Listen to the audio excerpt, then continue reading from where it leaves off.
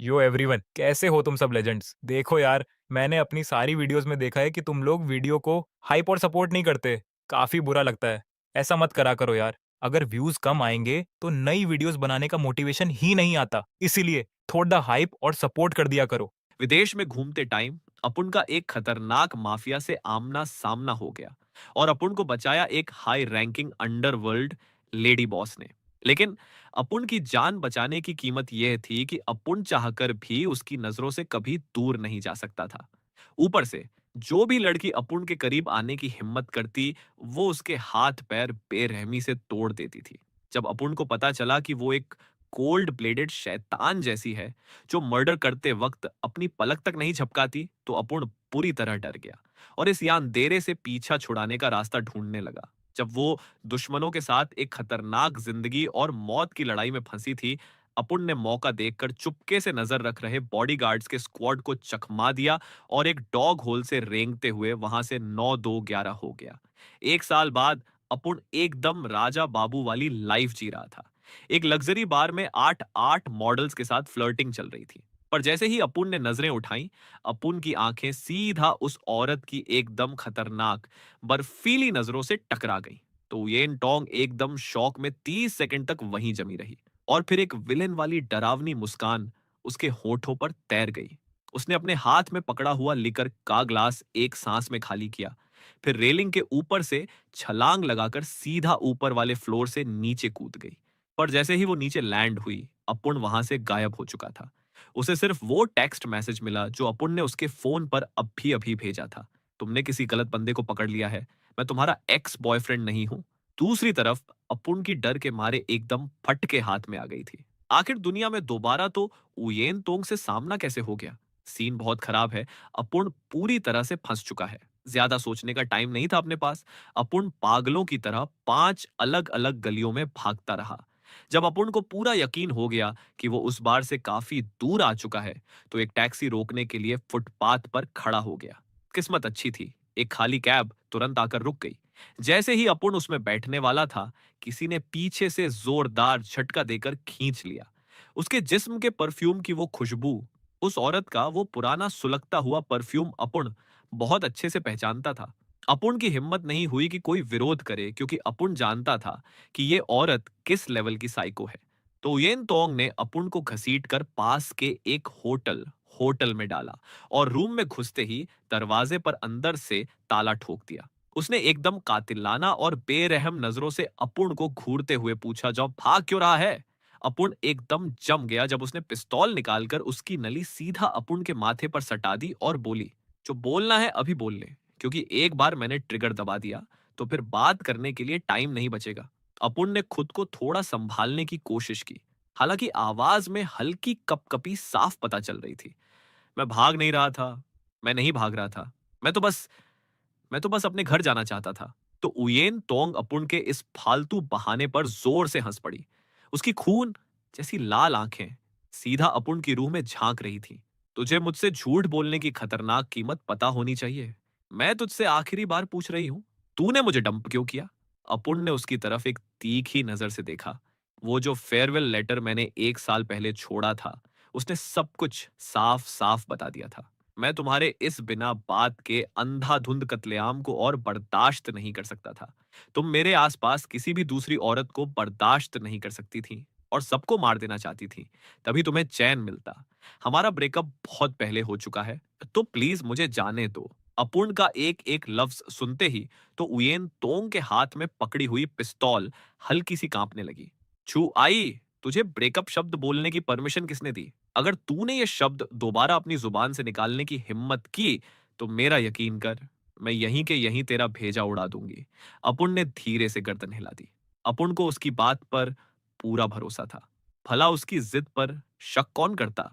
जब अपुन ने आखिरकार वो बोलना बंद कर दिया था, जो उसे नापसंद था, तो उयेन तोंग का अंदर का गुस्सा थोड़ा शांत हुआ। लेकिन जैसे ही उसने अपनी पीठ अपूर्ण की तरफ घुमाई, वो मौका देखते ही अपूर्ण तुरंत उसके पास से सरक गया और दरवाजे की तरफ पागलों की तरफ भागा। जैसे ही अपूर्ण ने बाहर भागने के लिए लॉक पर हाथ लगाया, एक बहराग कर देने वाला धमाका सीधा अपूर्ण के कान के पास हुआ। उस झटके से अपुन के कान के पर्दे फटते फटते बचे और अपुन एकदम सुन्न हो गया। दरवाजे में हुआ वो बड़ा सा छेद इस बात का सबूत था कि ये कोई वहम नहीं था। उयेन तोंग सच में पूरी तरह पगला चुकी थी। उसकी इतनी हिम्मत कि उसने सच में ट्रिगर दबा दिया। अपुन के पैर एकदम कांपने लगे और अपुन सीधा फर्श पर गिर पड़ा।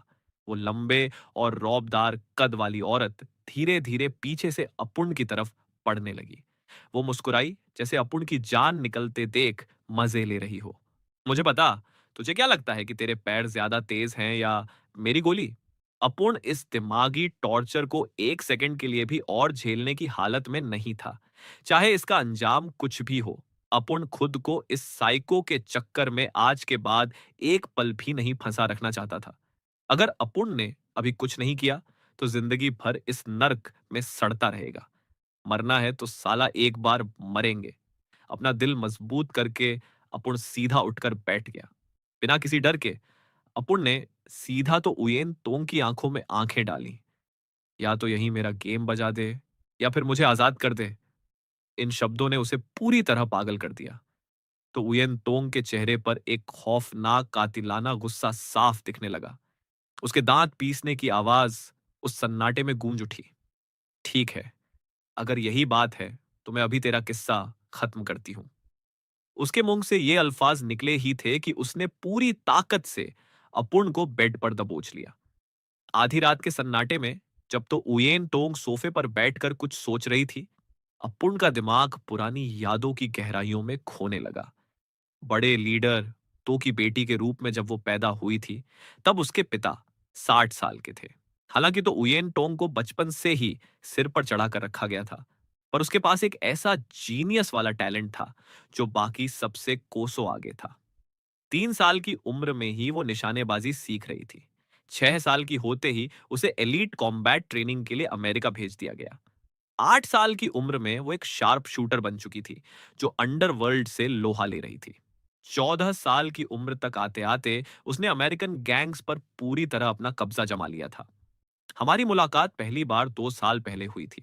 उस वक्त वो एक दुश्मन गैंग के लीडर का बेरहमी से शिकार कर रही थी।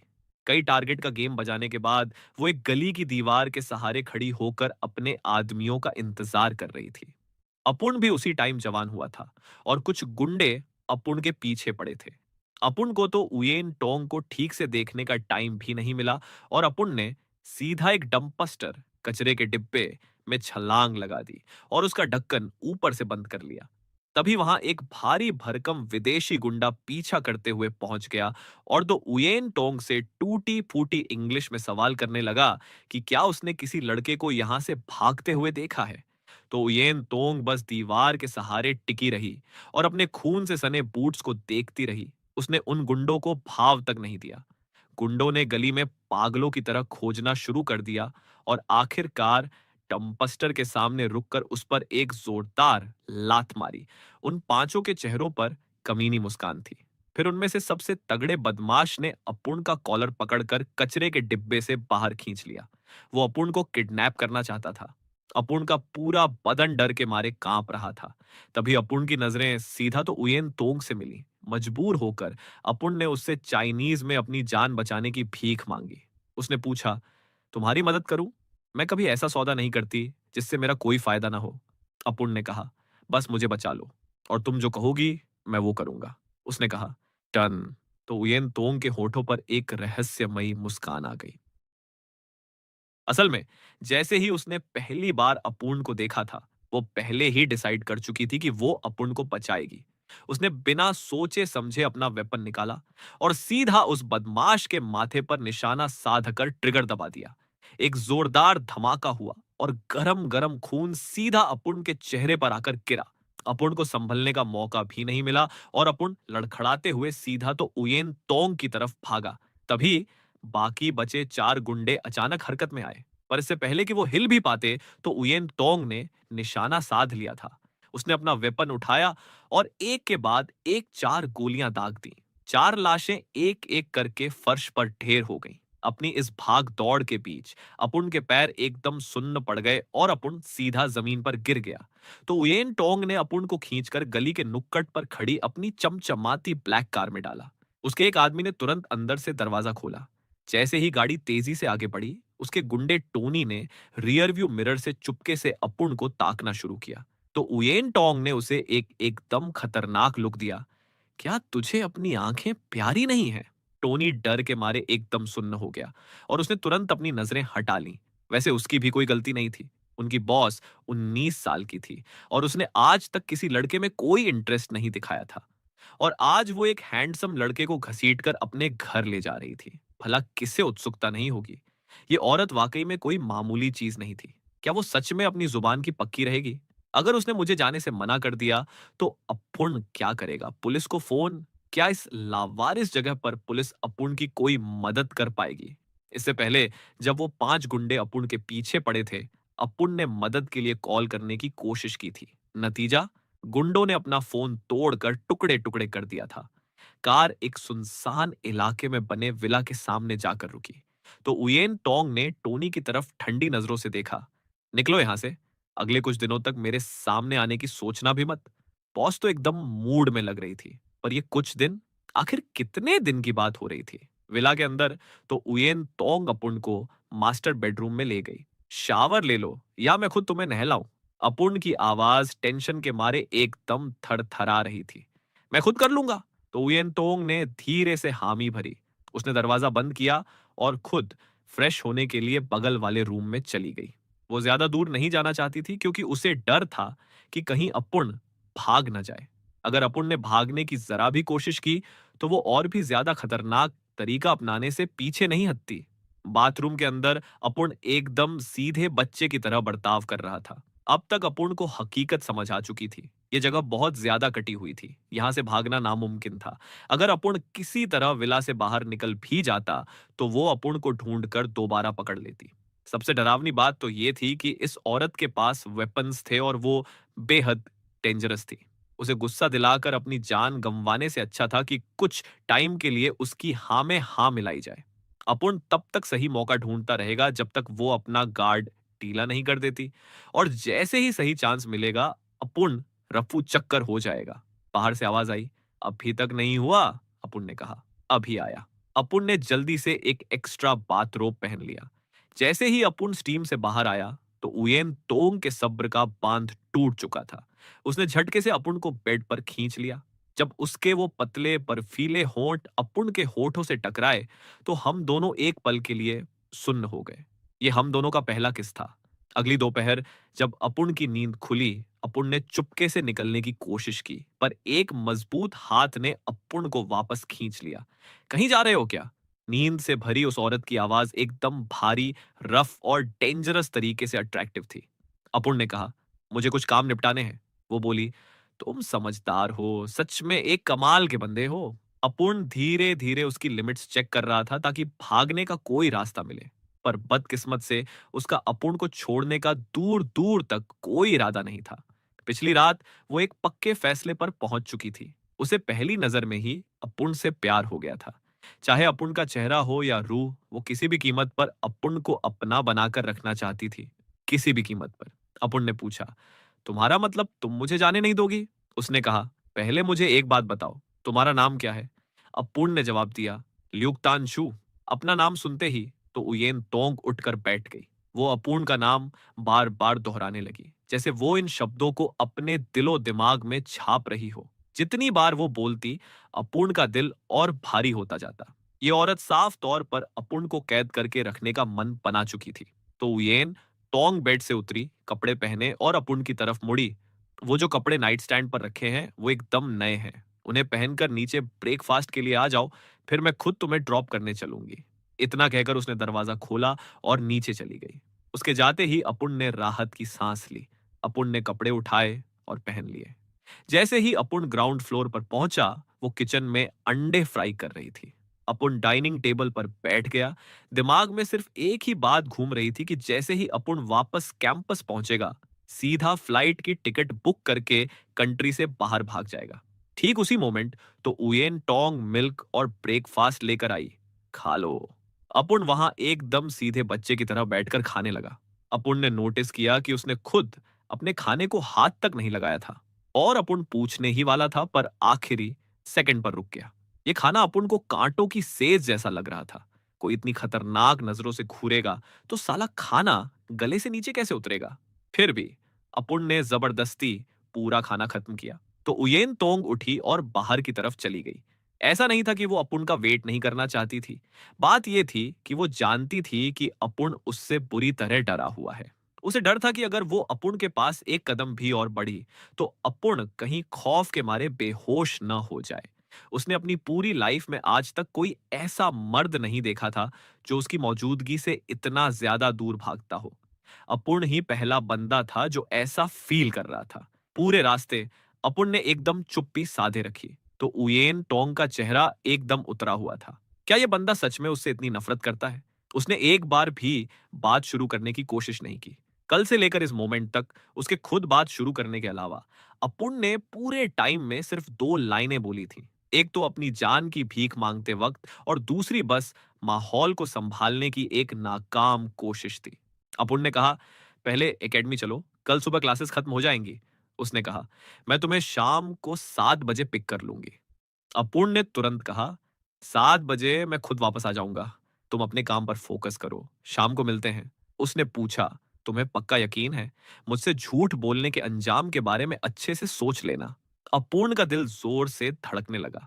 भले ही वो कल से काफी सॉफ्ट बिहेव कर रही थी, पर वो पुराना खौफ अभी भी अपूर्ण की रगों में था। अपूर्ण ने सीधा उसकी आंखों में देखा।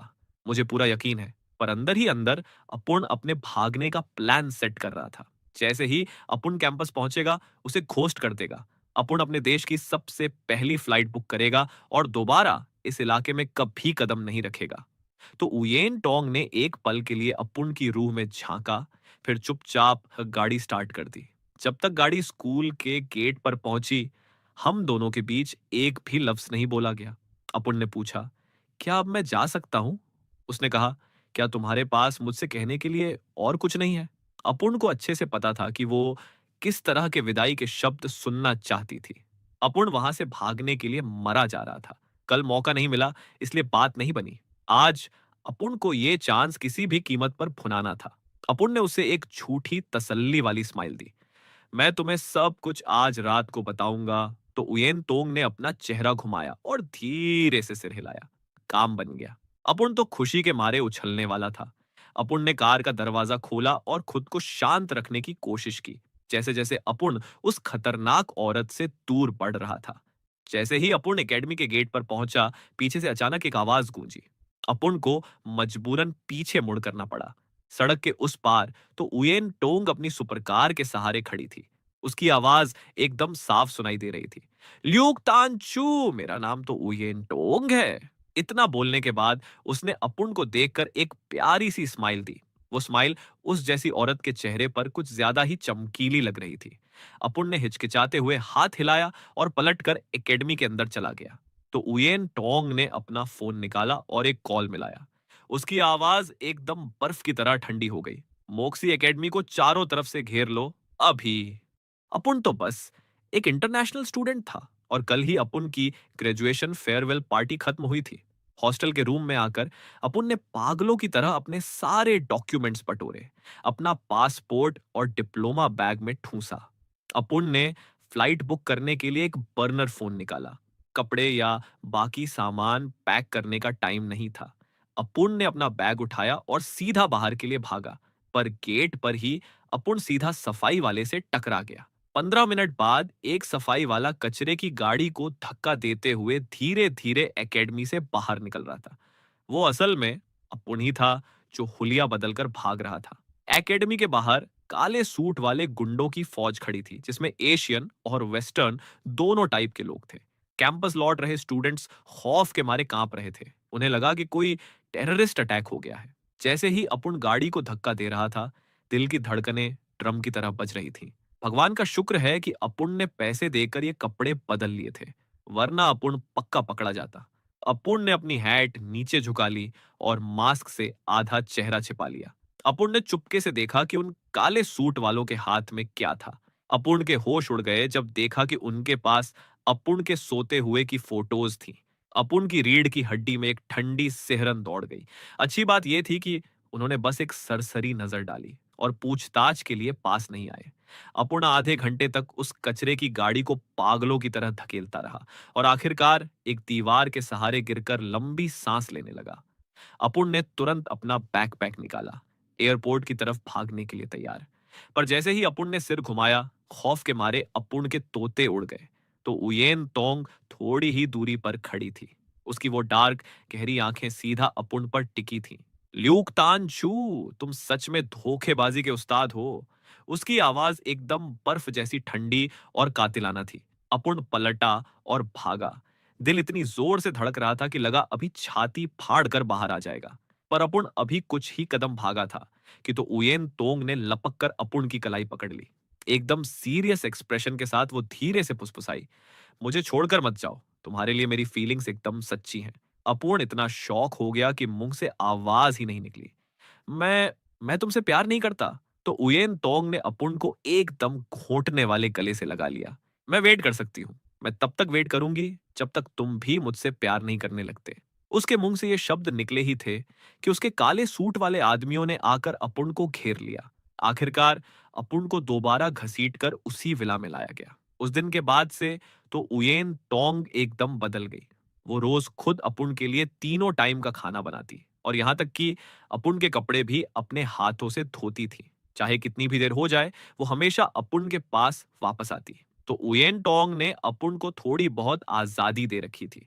बस उसके आदमी दूर से अपुन का पीछा करते रहते थे जब वो अपुन को पूरे फ्रांस के टूर पर ले गई थी। कोई भी चीज जिसे अपुन एक पल के लिए भी देख लेता, वो अगले ही पल जादू की तरह अपुन के सामने हाजिर हो जाती। इन पिछले 3 महीनों में तो उयेन टोंग ने एक बार भी अपना आपा नहीं खोया था। यहाँ तक कि जब उसे पता होता कि अपुन झूठ बोल रहा है, तब भी वो टोकती नहीं थी। ये उसकी लाइफ का पहला प्यार था और वो इसे अपनी पूरी ताकत से संजो कर रखना चाहती थी। जब तक अपुन उसकी नजरों के सामने था, उसे दुनिया की किसी और चीज से कोई मतलब नहीं था। रात के 2 बज चुके थे और तो उयेन टोंग अभी तक वापस नहीं आई थी। अपुन बेड पर करवटें बदल रहा था। नींद कोसों दूर थी। पिछले पूरे 6 महीनों में यह पहली बार था जब तो उयेन तोंग इतनी देर तक बाहर रही थी। दिमाग में अजीब अजीब खौफनाक ख्याल आ रहे थे। क्या उसके साथ कुछ बुरा हो गया या उसे कोई नया बंदा मिल गया? जाहिर है इनमें से कोई भी सीन अपुन के भागने के प्लान के लिए बेस्ट था। पर फिर भी अपुन को अंदर से रत्ती भर भी खुशी नहीं हो रही थी। नंगे पैर चलकर खिड़की के पास आते ही अपुन को अचानक एहसास हुआ कि अपुन को सच में उससे प्यार हो गया था। अपुन को वो सीन याद आया जब उसने पहली बार अपुन की जान बचाई थी। जब उसने अपुन को गले लगाया था, तो उसके दिल की धड़कन कितनी तेज थी। और अपुन उन शांत पलों के बारे में सोचने लगा जब पिछले आधे साल में हमने साथ में खाना पकाया था। यहाँ तक कि साथ में टीवी देखना और तारों को निहारना भी याद आ रहा था। उसी बेचैनी के मोमेंट में एक सुपर कार आंगन में आकर रुकी। अपुन भाग कर नीचे गया तो देखा कि तो उयेन तोंग पूरी खून से लथपथ थी। डॉक्टर उसकी क्रिटिकल कंडीशन में गोली बाहर निकाल रहा था। उसकी सांसें उखड़ रही थीं। वो हर सेकंड कमजोर होती जा रही थी। अपुन सोफे के पास घुटनों के बल बैठ गया और पूरी ताकत से उसका हाथ थाम लिया। तो उयेन तोंग, मैं तुमसे प्यार करता हूं। बस तुम जिंदा रहो। मैं वादा करता हूं कि तुमसे शादी कर लूंगा। 2 मिनट बाद ही तो उयेन टोंग की तबीयत में एक चमत्कारी सुधार देखने को मिला। डॉक्टर ने आगे की इमरजेंसी सर्जरी शुरू की। टोनी और उसके साथियों ने सबको चुपचाप बाहर निकलने का इशारा किया। 3 दिन बाद उसकी आंखें अपूर्ण की बाहों में खुली। क्या वो बातें सच में सच थी? अपूर्ण ने मुस्कुराकर मजबूती से सिर हिलाया। मैं तुमसे प्यार करता हूं, यही सच है। उस दिन के बाद से हमारा रिश्ता एक गहरे और दीवानेपन वाले प्यार में बदल गया। तो उयेन टोंग का बस चलता तो वो अपूर्ण को अपनी जेब में ही रख लेती। जब भी उसे बाहर जाना होता, वो अपूर्ण से चिपकी रहती और जाने का मन नहीं करती थी। उस दिन जैसे ही तो उयेन टोंग बाहर गई, अपूर्ण को लाम थियन वू का फोन आया, जो अपूर्ण के हाई स्कूल की क्लासमेट थी। वो फ्रांस में ही एक आर्ट एग्जीबिशन ऑर्गेनाइज कर रही थी और उसे अपुन की मदद की सख्त जरूरत थी। ये याद करते हुए कि सालों पहले जब अपुन बेहोश होकर गिरा था, तो लाम थियनवू ही अपुन को हॉस्पिटल ले गई थी। अपुन मदद के लिए तुरंत तैयार हो गया। अपुन ने अपने पैरों के दर्द को झेला और उठकर खड़ा हुआ और तो उयेन तोंग के खरीदे हुए एक प्रीमियम सूट को सेलेक्ट किया। ड्राइवर ने अपूर्ण को एग्जीबिशन वाली जगह पर ड्रॉप कर दिया। जैसे ही अपूर्ण बाहर निकला, लाम थियन वू ने अपूर्ण का वेलकम किया। ब्रदर चू, मैं यहाँ आपका ही वेट कर रही थी। तानचू, चलो पहले कुछ खा लेते हैं, फिर हम सीधा एग्जीबिशन देखने चलेंगे। हम दोनों एक के बाद एक गैलरी के अंदर चले गए। कार के अंदर बैठे ड्राइवर के माथे पर चिंता की लकीरें खिंच गईं। वो एक पल के लिए हिचकिचाया और फिर चुपके से एक साइड में जाकर फोन मिलाया। दूसरी तरफ विला का माहौल एकदम अलग था। तो उयेन टोंग सोफे पर आराम से बैठी थी और अपने सामने घुटनों के बल कांप रहे एक आदमी को ठंडी नजरों से घूर रही थी। तू किस तरह मरना चाहता है? वो आदमी बोला। प्लीज, मैं भीख मांगता हूं, मेरी पत्नी और बच्चे को छोड़ दो। मेरे साथ जो करना है करो, पर उन्हें कुछ मत करना। आसपास के गुंडे उस पर ठाके लगाकर हंसने लगे। तो उयेन तोंग अचानक एक डरावनी हंसी हंस पड़ी। अगर तेरी कोई आखिरी ख्वाहिश है तो बोल ले। तो उयेन तोंग ने अपने गैंग के लिए कुछ सख्त कानून बना रखे थे। पहला, कभी ह्यूमन ट्रैफिकिंग में हाथ नहीं डालना। दूसरा, ड्रग्स से दूर रहना। तीसरा, कभी मिलिट्री या पुलिस से पंगा नहीं लेना। तभी अचानक ऊपर वाले फ्लोर से एक औरत और एक छोटा बच्चा भागते हुए नीचे आए। अपने बाप को जख्मी देखकर वो बच्चा उसकी तरफ लपका। तो उयेन तोंग धीरे से खड़ी हुई और वहां खड़े अपने आदमियों को एक ठंडा ऑर्डर दिया। ध्यान रहे कि यह साला इतनी जल्दी और आसानी से नहीं मरना चाहिए। मामला सेट करके वो मुड़ी और वहां से चली गई। जैसे ही वो अपनी कार में बैठी, ड्राइवर का कॉल आ गया। स्क्रीन पर कॉलर आईडी फ्लैश होते ही तो उयेन टोंग की उंगलियां गुस्से के मारे कांपने लगीं। जब तक उसने फोन काटा, उसकी आंखें गुस्से में एकदम खून जैसी लाल हो चुकी थीं। एग्जीबिशन में अपुन ने अपनी घड़ी देखी। सीनियर, मैं अब निकल रहा हूं, मुझे सच में जाना होगा। उसने कहा। रुको, क्यों ना हम आज रात साथ में डिनर करें? अपुन ने कहा। नहीं थैंक्स, मुझे भूख नहीं है। उसने पूछा, क्या क्या तुम्हारी कोई गर्लफ्रेंड है? अपुन ने बिना सोचे समझे सच उगल दिया। हाँ, मेरी एक गर्लफ्रेंड है। इस बात ने लाम थियनवू को अंदर ही अंदर गुस्से और जलन से भर दिया। वो हाई स्कूल के दिनों से ही अपुन पर मरती थी, पर उसमें कभी प्रपोज करने की हिम्मत नहीं हुई। उसे डर था कि कहीं दोस्ती भी ना टूट जाए। पूरे 3 साल तक जब भी उसने कांटेक्ट करने की कोशिश की, अपुन ने उसे भाव नहीं दिया। आखिरकार हिम्मत जुटाकर वो 7 समंदर पार अपुन के पीछे आई थी। पर यहां आकर पता चला कि अपुन पहले से ही बुक है, जिससे लाम थियनवू वहीं एकदम सुन्न खड़ी रह गई। अपूर्ण बिना पीछे मुड़े सीधा एग्जिट की तरफ पड़ गया। उसकी नजरें कुछ ज्यादा ही भारी और दम घोटने वाली थीं। अपूर्ण जैसा डीला बंदा भी वो गर्मी फील कर सकता था। लगता है आगे से रिजेक्शन का मैसेज किसी और के हाथ भिजवाना पड़ेगा। दोबारा न मिलना ही अच्छा है। उसने कहा, तानचू, चलो मैं तुम्हें बाहर तक छोड़ देती हूं। उसकी आवाज सुनकर अपुन ने अपनी स्पीड और बढ़ा दी। अपने ड्राइवर की कार देखकर अपुन उसकी तरफ तेजी से भागा, पर तभी अपुन का पैर फिसला और बैलेंस बिगड़ गया। लाम थियन वू ने अपुन का हाथ पकड़ लिया, पर अपुन ने तुरंत अपना हाथ झटक दिया। थैंक्स सीनियर, पर प्लीज दूर रहिए। तभी तो उयेन तोंग की कड़क आवाज गूंजी। मैं इसके उस हाथ के टुकड़े टुकड़े करने वाली हूं। अपुन ने पागलों की तरह उसके गुस्से को शांत करने की कोशिश की। प्लीज, क्या हम घर चल सकते हैं? चलो अभी यहां से निकलते हैं। तो उयेन टोंग अपने भड़कते हुए गुस्से को काबू करने की कोशिश कर रही थी। उसने अपना वेपन नीचे किया और अपुन को घसीटते हुए सुपरकार की तरफ ले गई। लाम थियन वो जलन के मारे पागलों की तरह चिल्लाई, तानचू, वो तुम्हारे लायक नहीं है। वो सिर्फ एक दिलविहीन शैतान है। तो उयेन तोंग पलटी और गोली चलाने के लिए तैयार हो गई, पर अपुन ने सही टाइम पर उसे पीछे धक्का दे दिया। गोली निशाने से चूककर दीवार में जा लगी। तो उयेन तोंग ने अपुन की कलाई को एकदम मरोड़ते हुए पकड़ा और अपुन को कार के अंदर ठूंस दिया। इंजन की गड़गड़ाहट के साथ कार सड़कों को चीरती हुई सीधा विला की तरफ भागी। तो उयेन तोंग ने सवाल दागा। उसकी आंखें लाल थीं। तूने उसे क्यों बचाया? अपुन सीधा होकर बैठा और पूरे गुस्से में उसे घूरने लगा। वो तो बस अपुन को गिरने से बचा रही थी और तुम उसका हाथ तोड़ने चली थी। तुम तो साला उसे मारने ही वाली थी। क्या तुम्हारा दिमाग पूरी तरह सटक गया है? उसने कहा, जो भी मेरे मर्द पर हाथ उठाने की हिम्मत करेगी, उसकी सजा सिर्फ मौत है। मैं अभी उसका गेम बजाने जा रही हूं। उसने ऑर्डर देने के लिए अपना फोन निकाला। ये देखकर अपुन सीधा बालकनी की तरफ लपका और कूदने के लिए तैयार हो गया, तो उयेन तोंग डर गई और चीखते हुए अपुन को पीछे खींचा। उसकी पूरी आवाज कांप रही थी। मत करो, क्या वो लड़की सच में इस लायक है कि तुम उसके लिए अपनी जान दे दो? अपुन ने सिर हिलाया। मैं बस अपनी आंखों के सामने किसी मासूम को मरते नहीं देख सकता। तो उयेन तोंग चुप हो गई और वहां से चली गई। उस रात अपुन को खौफ के मारे एकदम तेज बुखार चढ़ गया और अपुन इमरजेंसी रूम के बाहर बेहोश हो गया। जब अपुन को होश आने के बाद डॉक्टर व्हील चेयर पर बाहर लाया, तो उयेन तोंग लड़खड़ाते हुए अपुन के पास आई और अपुन का हाथ इतनी मजबूती से थाम लिया कि एक सेकंड के लिए भी छोड़ने को तैयार नहीं थी। अगली सुबह जैसे ही अपुन की आंखें खुली, अपुन का सामना तो उयेन तोंग की रो रो कर सूजी हुई आंखों से हुआ। उसने बेहद भारी और दबी हुई आवाज में पूछा, क्या तुम्हारी तबीयत अभी भी खराब है? क्या मैं डॉक्टर को वापस बुलाऊं? क्या तुम्हें भूख लगी है? प्यास लगी है? मुझे बताओ। अपुन ने धीरे से उसका हाथ दबाया। तुम एक साथ इतने सारे सवाल पूछ रही हो, भला अपुन कैसे जवाब दे?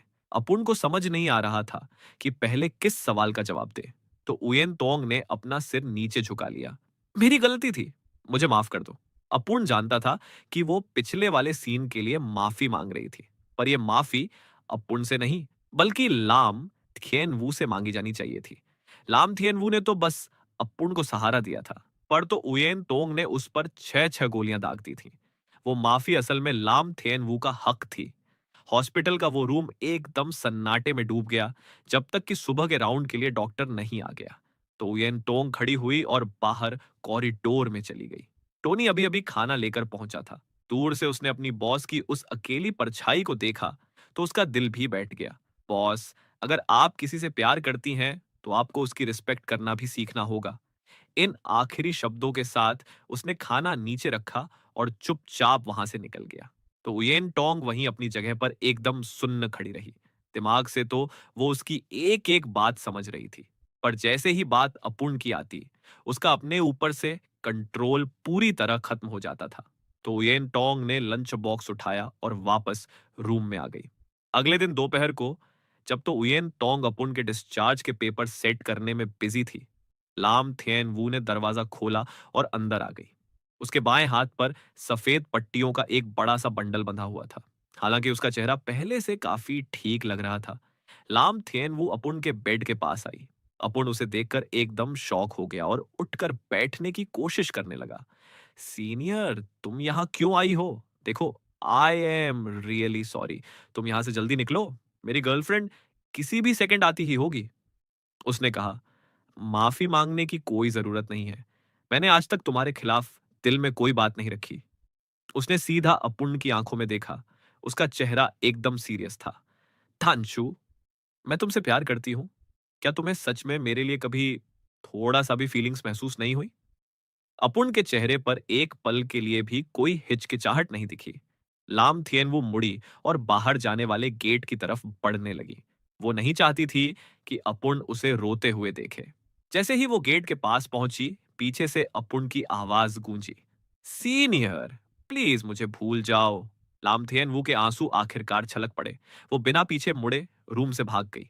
बाहर कॉरिडोर में टोनी और उसके साथी पागलों की तरह तो उयेन टोंग को रोकने की कोशिश कर रहे थे।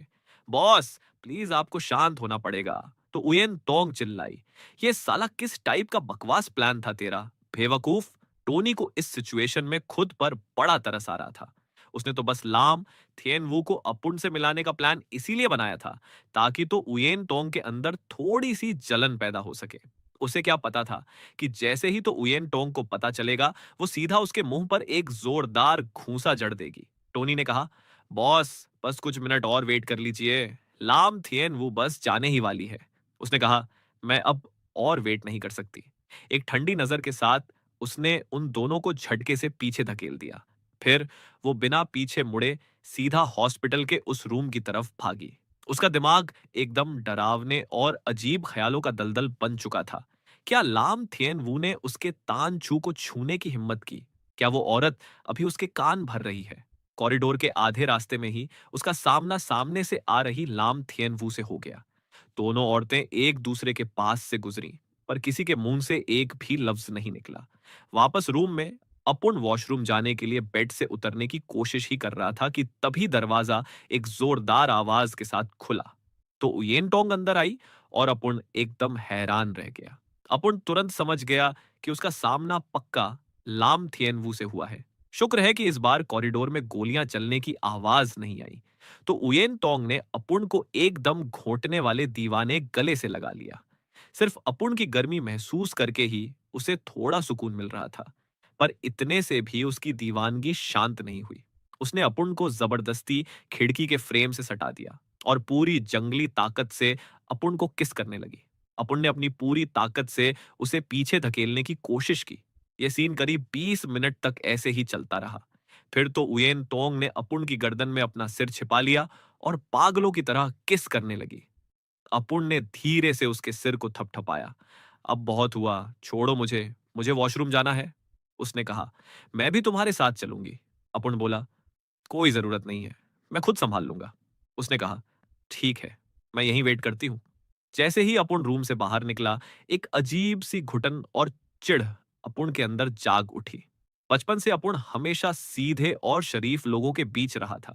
अचानक से ऐसी सनकी और हावी होने वाली औरत के पल्ले पड़ जाना एक ऐसी हकीकत थी जिसे झेलना अपुन के बस का नहीं था। तभी अचानक फर्श पर लुढ़कता हुआ एक सेब अपुन के पैरों के पास आकर रुका। अपुन ने उसे उठाने के लिए नीचे देखा तो पाया कि एक लड़की, मुश्किल से 16 या 17 साल की, भागती हुई आ रही थी। उसने एकदम फटे पुराने कपड़े पहन रखे थे और उसके चेहरे पर ताजे जख्म और नीले निशान साफ दिख रहे थे। वो अपुन के हाथ में रखे उस फल को इतनी भूखी नजरों से देख रही थी कि अपुन ने तुरंत वो सेब उसके हाथ में थमा दिया। वो लड़की वापस कॉरिडोर की तरफ मुड़ी, पर तभी पास से गुजर रहे एक मेडिकल स्टाफ वाले से उसका बैलेंस बिगड़ गया। उस अफरा तफरी में उसका हाथ गलती से अपुन के हाथ से टच हो गया। हम दोनों एक सेकंड के लिए अपनी जगह पर जम गए। उसने जल्दी से अपना सेब उठाया, चेहरा शर्म से एकदम लाल हुआ और कॉरिडोर में गायब हो गई। अपुन ने इस बात पर ज्यादा ध्यान नहीं दिया और सीधा वॉशरूम चला गया। जब अपुन बाहर आया तो आसमान में एक चमकीला इंद्रधनुष दिखाई दिया। उस खूबसूरत नजारे को देखकर अपुन का उतरा हुआ मूड थोड़ा फ्रेश हो गया। अपुन सीढ़ियों से सीधा छत की तरफ बढ़ने लगा ताकि वहां से नजारा और अच्छे से दिखे। पर जैसे ही अपुन छत के गेट के पास पहुंचा, उस भारी लोहे के फ्रेम के पीछे से किसी के दर्द से कराहने की आवाज आई। एक अजीब से कौतूहल के मारे अपुन ने गेट को जरा सा खोला और अंदर का नजारा देखकर अपुन का खून जम गया। तो उयेन टोंग ने अपनी सैंडल की नुकीली हील से उस लड़की के हाथ को कंक्रीट के फर्श पर बेरहमी से कुचल रही थी। उसकी आवाज एकदम ठंडी थी। तेरी इतनी हिम्मत कि तूने मेरे मर्द को छुआ, छोटी लड़की। कोहाई और टोनी एक साइड में खड़े थे। उनके चेहरे उतरे हुए थे, पर किसी में बीच में पड़ने की हिम्मत नहीं थी। फर्श पर गिरी हुई वो लड़की कोई और नहीं, वही सेब वाली लड़की थी। उसका पूरा बदन नीले निशानों से भरा पड़ा था, पर उसके मुंह से एक किसकी तक नहीं निकल रही थी, जैसे उसने अपनी इस खौफनाक किस्मत के आगे घुटने टेक दिए हों और वो बिना हिले डुले बस वहां पड़ी थी। तो उयेन टोंग ने पैर घुमाकर सीधा उसके सिर पर एक लात मारी, जिससे ताजा खून तुरंत बह निकला और फर्श लाल हो गया। ये देखकर कि वो दोबारा मारने वाली है, कोहाई और टोनी लपक कर आगे आए और उसे पकड़ा। बॉस रुकिए, ये लड़की बोल नहीं सकती, ये गूंगी है, इसकी माँ की तबीयत बहुत खराब है और वो इसी हॉस्पिटल में एडमिट है। ये तो बस मेडिकल बिल भरने के लिए यहाँ पार्ट टाइम काम करती है। इसे कोई आइडिया नहीं था कि आज गलती से इसका हाथ बॉस के आदमी से टच हो जाएगा। बॉस प्लीज, वो भी बाहर आपको ही ढूंढ रहे होंगे। कोहाई के इन शब्दों को सुनकर तो उयेन तोंग का गुस्सा थोड़ा धीमा हुआ। उसने फर्श पर पड़ी उस लड़की को एक आखिरी कातिलाना लुक दिया और अपने पैर पटकती हुई वहां से चली गई। जब उसकी कदमों की आवाज पूरी तरह गायब हो गई, तब अपुन कचरे के डिब्बे के पीछे से बाहर निकला। अपुन ने छत का गेट खोला तो देखा कि वो बेचारी लड़की जमीन पर एकदम लहूलुहान और टूटी हुई पड़ी थी। उसकी आंखें एकदम सूनी थीं और वो आसमान को ताक रही थी, जैसे पूछ रही हो कि साला उसे जान से ही क्यों नहीं मार दिया। उसके लिए तो बस सांस लेना भी एक भारी बोझ बन चुका था। अपूर्ण घुटनों के बल बैठा और अपनी जेब से एक बैंक कार्ड निकाला। आई एम रियली सॉरी, मेरी वजह से तुम्हें ये सब झेलना पड़ा। इस कार्ड का कोई पिन नहीं है, इसे रखो और जाकर अपना इलाज करवाओ। खून से लथपथ उस लड़की ने बड़ी मुश्किल से अपनी आंखें खोली। उसने अपने सही वाले हाथ से अपने आंसू पोंछे। वो बिना कुछ बोले बस अपूर्ण को देखती रही, क्योंकि उसके मुंह से आवाज तो निकल नहीं सकती थी। अपूर्ण को अंदर ही अंदर टेंशन होने लगी कि कहीं तो उयेन तोंग का सब्र ना टूट जाए और वो अपूर्ण को ढूंढते हुए यहां ना आ जाए। अपूर्ण थोड़ा आगे झुका और उसका हाथ पकड़कर कार्ड को उसकी हथेली में दबा दिया। जो भी हुआ उसके लिए मुझे सच में बहुत अफसोस है।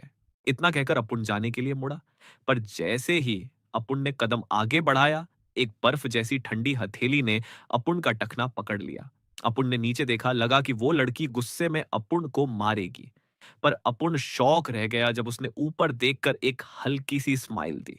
वो स्माइल इतनी प्योर और सच्ची थी कि अपुन के दिल को छू गई।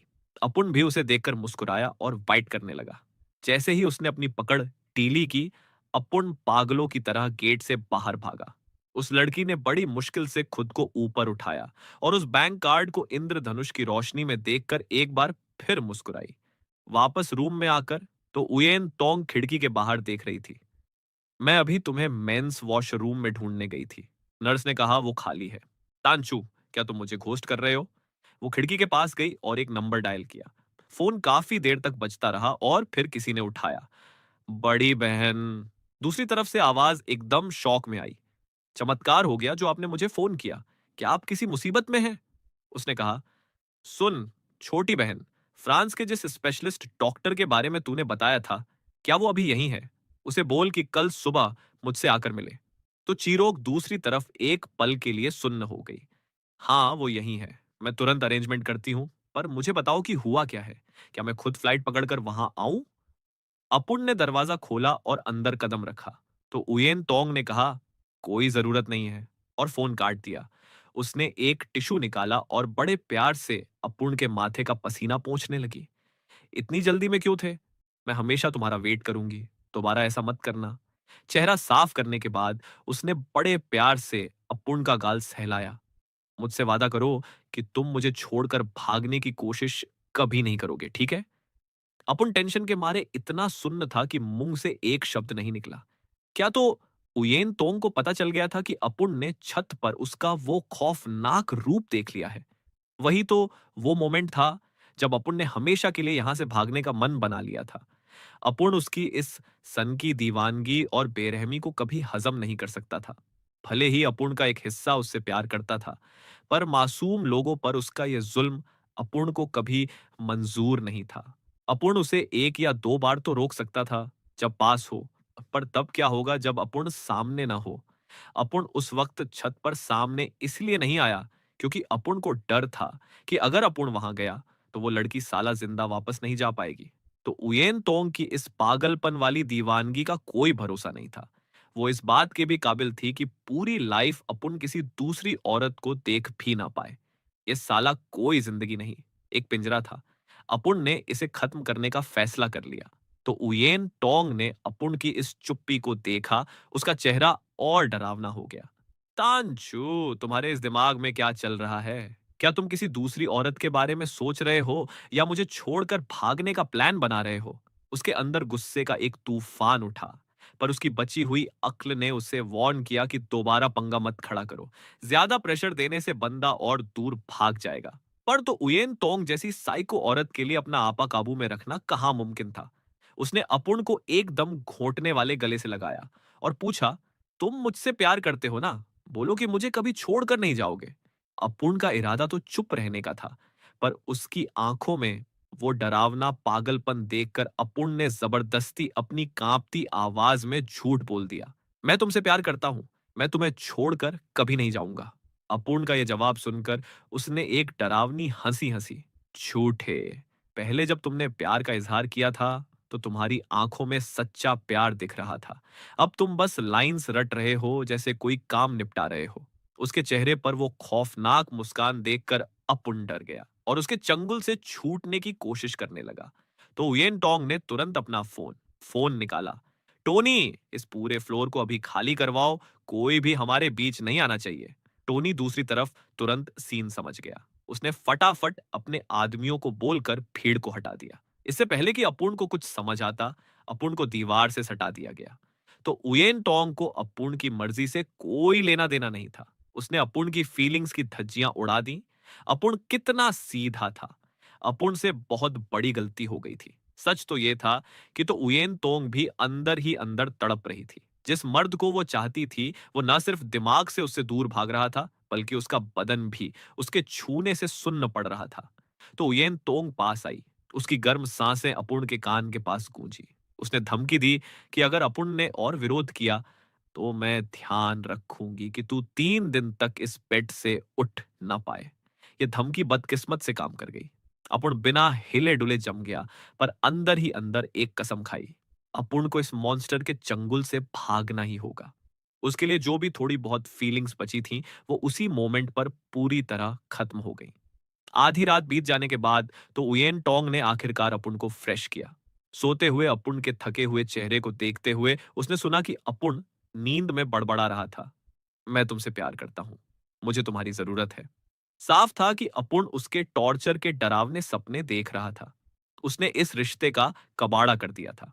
जब उसकी ये दीवानगी जागती, तो वो खुद को भी कंट्रोल नहीं कर पाती थी। उसने सोचा, तानचू अब मुझसे पहले से भी ज्यादा नफरत करता होगा।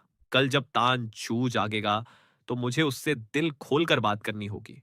मैं उसे अपने दिमाग के इस अंधेरे के बारे में बताऊंगी। उसे बोलूंगी कि मैं इलाज कराने के लिए तैयार हूं, चाहे जो करना पड़े। बस तानचू मुझे छोड़कर ना जाए। मैं खुद को पूरी तरह बदलने के लिए तैयार हूं। तानचू को किस टाइप का मर्द पसंद है, मैं वैसे ही बन जाऊंगी। अगर मैं सच में नहीं बदल पाई, तो नाटक करूंगी। जिंदगी भर ये रोल प्ले करूंगी। अगर उसे मेरा कत्लेआम नापसंद है, तो मैं खून खराबा बंद करने की पूरी कोशिश करूंगी। सब कुछ मंजूर है, बस वो मेरे साथ रहे। सुबह के ठीक 4 बजे फोन की रिंगटोन ने सन्नाटे को चीर दिया। अपुन बेड पर करवट बदलते हुए चिढ़कर अपने कान बंद करने लगा। अपुन ने अनजाने में अपनी तरफ चिपकी उस औरत को एक लात मार दी।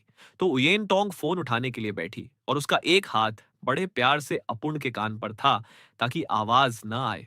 दूसरी तरफ से टोनी की आवाज में पूरा खौफ था। बॉस, हेडक्वार्टर पर माफिया ने अटैक कर दिया है। तो उयेन टोंग ने फोन पर अपनी पकड़ मजबूत की। उसने दबी आवाज में अपने आदमियों को इकट्ठा होने का ऑर्डर दिया। मैं 30 मिनट में कंट्री वापस पहुंच रही हूं। इतना बोलकर उसने फोन काटा। उसने अपुन के सोते हुए चेहरे को देखा। सोच रही थी कि अपुन को भी साथ ले जाए या नहीं, पर इस मिशन के खतरे को देखते हुए उसने ये आइडिया ड्रॉप कर दिया। तो उयेन टोंग एकदम दबे पांव बेड से उतरी और सीक्रेट सेफ से अपना वेपन निकाला। जब उसकी पूरी तैयारी हो गई, वो आगे झुकी और अपुन के चेहरे को ध्यान से देखा, और अपुन के होठों पर एक लंबा सा किस करके नीचे चली गई। ड्राइवर कार में सो रहा था जब तो उयेन टोंग ने शीशा खटखटाकर उसे जगाया। उसने ऑर्डर दिया कि अपनी जान पर खेलकर तान छू की हिफाजत करना और उसकी हर एक डिमांड को पूरा करना। ऑन ऑर्डर देकर वो रात के अंधेरे में कार दौड़ा कर निकल गई। किसी को शक नहीं था कि अपुन काफी देर से जाग रहा था। टोनी की वो तेज आवाज फोन से साफ बाहर आ रही थी, जिससे अपुन ने पूरी बात सुन ली थी। अपुन ने कालीन का कोना हटाया और अपना पासपोर्ट और आईडी बाहर निकाला, जो छुपा कर रखा था। ये वही भागने का रास्ता था जो अपुन यहां शिफ्ट होने के पहले दिन से प्लान कर रहा था। ये गायब होने का एकदम गोल्डन चांस था। अपुन ने फटाफट एक ब्लैक ट्रैक सूट पहना और नाइट स्टैंड पर एक छोटा और कड़क ब्रेकअप नोट छोड़ दिया। उसकी हिंसक आदतों और उसकी इस खतरनाक दीवानगी को आड़े हाथों लेते हुए अपुन ने लिख दिया कि दोबारा कभी अपुन को ढूंढने की कोशिश मत करना। जब तक दुनिया में अंधेरा था, अपुन को हर एक सेकंड का फायदा उठाकर यहां से निकलना था। अगर अब भी नहीं, तो जैसे ही तो उयेन टोंग सिक्योरिटी 10 गुना बढ़ा देगी, अपनी आजादी के सारे चांस खत्म हो जाएंगे। इस वक्त अपुन के रास्ते का इकलौता रोड़ा वो ड्राइवर था जो बाहर पहरा दे रहा था। अपुन ने चुपचाप वो लेटर नाइट स्टैंड पर रखा, फिर अंधेरे का फायदा उठाते हुए रूम से बाहर निकला और दबे पांव नीचे की तरफ बढ़ा। अपुन चुपके से किचन में गया, खिड़की को धक्का देकर खोला और बाहर कूद गया। अपुन के पैर एकदम सुन्न पड़ चुके थे। लगा अभी जवाब दे देंगे, पर अपुन ने दांत भींचे और खुद को खड़ा रखा। अपुन पलटा और उस डॉग होल के अंदर घुस गया। ये छेद सालों पहले उस बड़े शिकारी कुत्ते के लिए बनाया गया था, जो तो उयेन तोंग के पास था। वो जानवर भी हद से ज्यादा खतरनाक था। उसके अंदर भी अपनी मालकिन जैसा ही खौफनाक गुस्सा था। एक बार वो अपुन पर हमला करने ही वाला था, पर तो उयेन तोंग ने एक सिंगल शॉट मारकर उसका किस्सा खत्म कर दिया था। अपुन ने सपने में भी नहीं सोचा था कि आज वही डॉग होल अपुन की जान बचाने का इकलौता रास्ता बनेगा। जैसे ही मैं उस विला के पेरीमीटर से बाहर निकला, मुझे दो काली सेडान गाड़ियां दिखी जो दूर खड़ी स्टार्ट थी। वहां करीब 7 या 8 गुंडे झुंड बनाकर ताश के पत्ते खेल रहे थे। वो सब के सब टो उयेन थान के वफादार चेले थे। जैसे ही उम्मीद टूटने लगी और डर के मारे मेरी फटने लगी, तभी अचानक उनके लीडर का फोन जोर जोर से बजने लगा। उन्होंने अपने ताश के पत्ते एक तरफ फेंके और तुरंत गाड़ियों में ठूंस गए। मैंने मौका देखा और साला बिजली की रफ्तार से वहां से रफू चक्कर हो गया। हल्की हल्की बूंदाबांदी ने मेरे पैरों की आवाज को पूरी तरह से दबा दिया था। मैंने अपनी पूरी जान झोंक दी और गली में एक पागलों वाली दौड़ लगा दी। आंखों से आंसू और चेहरे पर बारिश का पानी सब मिक्स हो रहा था। साला समझ नहीं आ रहा था कि ये आजाद होने की भयंकर खुशी थी या फिर कोई छुपा हुआ पछतावा। जब तक मैं मेन रोड पर पहुंचा, सुबह की भोर हो चुकी थी। सड़क पर साला अजीब सा सन्नाटा पसरा हुआ था। दूर दूर तक कोई कुत्ता भी नहीं था। तभी अचानक पीछे से एक कमर्शियल वैन आई। मैंने अपनी जिंदगी का सबसे बड़ा जुआ खेलने का फैसला किया और गाड़ी रोकने के लिए बीच सड़क पर जाकर खड़ा हो गया। अगर यह ड्राइवर टो येन थान का कोई चमचा नहीं निकला तो समझो अपना काम सेट है और मैं इस नर्क से आजाद। और अगर किस्मत खराब हुई तो फिर से उसी सोने के पिंजरे में जाना पड़ेगा। लेकिन किस्मत अच्छी थी साला। वैन में 3 लोगों की एक भली फैमिली बैठी थी। जब उन्होंने सुना कि मुझे एयरपोर्ट जाना है तो उन्होंने दया करके मुझे रास्ते तक का लिफ्ट दे दिया। और भाई, जब प्लेन आखिरकार हवा में बादलों को चीरते हुए ऊपर गया, तब जाकर मेरी जान में जान आई और मैंने राहत की सांस ली। आखिरकार मैं उस दम घोंटने वाली जगह से भागने में कामयाब हो ही गया। प्लेन सीधे इंटरनेशनल बॉर्डर पार कर रहा था। मैंने खिड़की से बाहर देखा और फ्रांस को हमेशा के लिए बाय बाय बोल दिया। और ठीक उसी समय अपने देश की तरफ जा रहे एक हेलीकॉप्टर में बैठी टो उयेन थान ने अपना दिल जोर से पकड़ रखा था। उसका चेहरा एकदम सफेद पड़ चुका था, मानो शरीर का खून ही सूख गया हो। टोनी और कोहाई उसे चिंता में डूबे हुए देख रहे थे। टो उयेन थान ने अपना फोन निकाला और वही पुराना जाना पहचाना नंबर डायल किया। हेलीकॉप्टर हवा में खतरनाक तरीके से मंडरा रहा था। फोन की घंटी लगातार बजती रही पर किसी ने नहीं उठाया। टो उयेन थान ने एक ठंडी सांस भरी और फोन को जेब में रख लिया। आधे साल बाद आन क्वोक हॉस्पिटल के आईसीयू में पूरे 6 महीने तक कोमा में रहने के बाद आखिरकार टो उयेन थान की आंखें खुली।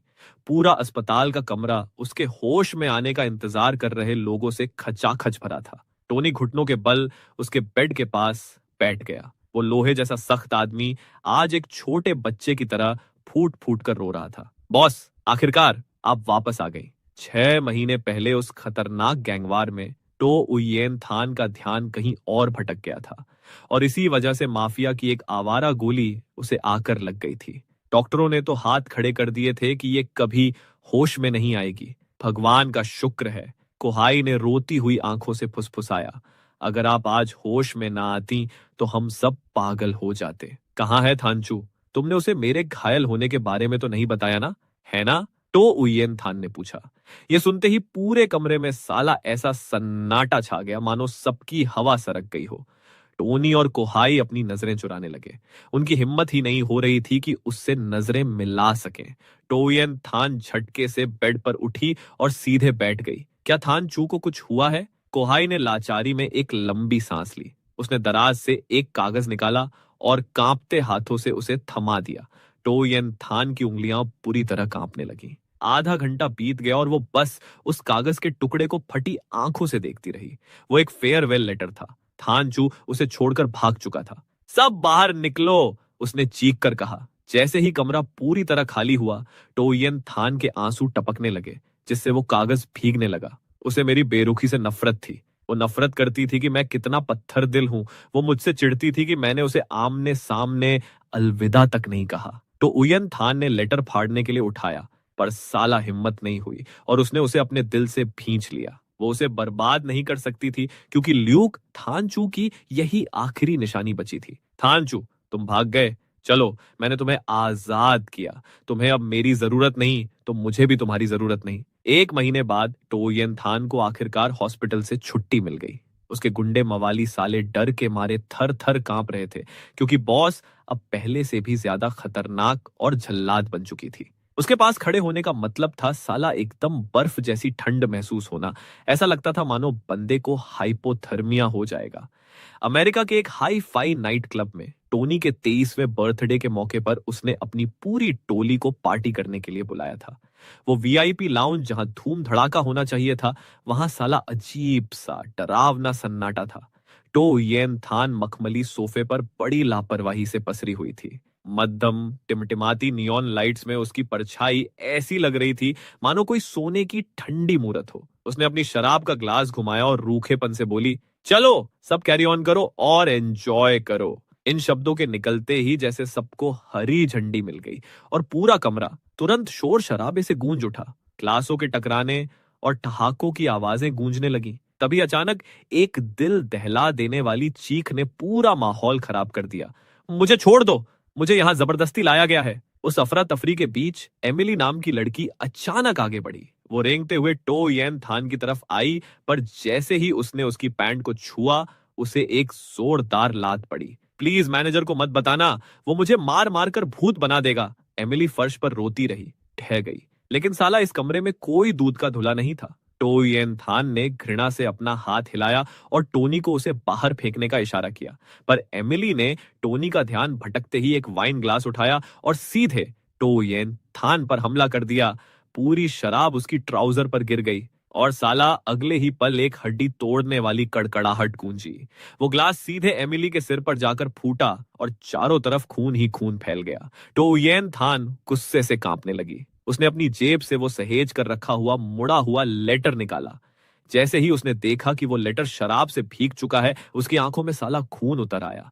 वो कागज इतना नाजुक था कि छूते ही फट जाता। गुस्से के मारे टो उयेन थान के दांत किटकिटाने लगे। पूरे वीआईपी लाउंज का तापमान साला एकदम 0 डिग्री पर पहुंच गया। जब वो बाहर निकली तो लड़खड़ा रही थी और उस लेटर को छाती से ऐसे चिपका रखा था मानो दुनिया का सबसे कीमती खजाना हो।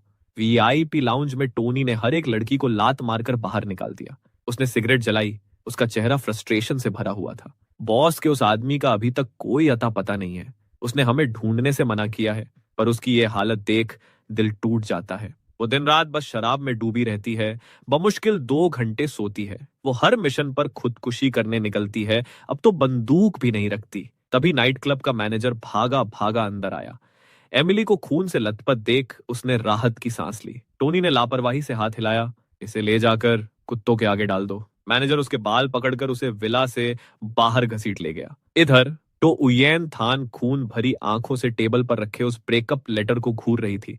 उसने दर्द के मारे अपना सिर पकड़ लिया। थान चू, तुम्हें मेरे लिए एक नया लेटर लिखना पड़ेगा। कई महीनों बाद आखिरकार टो येन थान ने मेरा ठिकाना ढूंढ ही लिया। मैंने खुद को फ्रांस के एक बेहद शांत और दूर दराज के इलाके में छुपा रखा था। मैं कभी अपनी असली पहचान इस्तेमाल नहीं करता था, यहां तक कि अपनी आर्ट एग्जीबिशन में भी चेहरा छुपाता था। अब मैं आखिरकार चीन वापस लौटने की कगार पर था। टो येन थान को मेरी भनक सिर्फ इसलिए लगी क्योंकि उसके जासूस लाम थियन वू का पीछा कर रहे थे। सालों पहले हुए उस कांड के सदमे की वजह से मैंने लाम थियन वू को हर्जाने के तौर पर करीब $15 मिलियन की एक मास्टरपीस पेंटिंग भेजी थी। अगर वो एक पेंटिंग ना होती तो टो उयेन थान मुझे साला कभी ढूंढ ही नहीं पाती। उसने मेरे बैकग्राउंड की पूरी कुंडली निकलवाई और उसे पता चला कि मैं वतन वापस एक ब्लाइंड डेट के लिए जा रहा हूं। ये सुनते ही वो साला ऐसी पागल हुई कि उसने गुस्से में अपना पूरा ऑफिस तहस नहस कर दिया। उसने विदेश जाकर मुझे किडनैप करने की अपनी सनक को जैसे तैसे दबाया।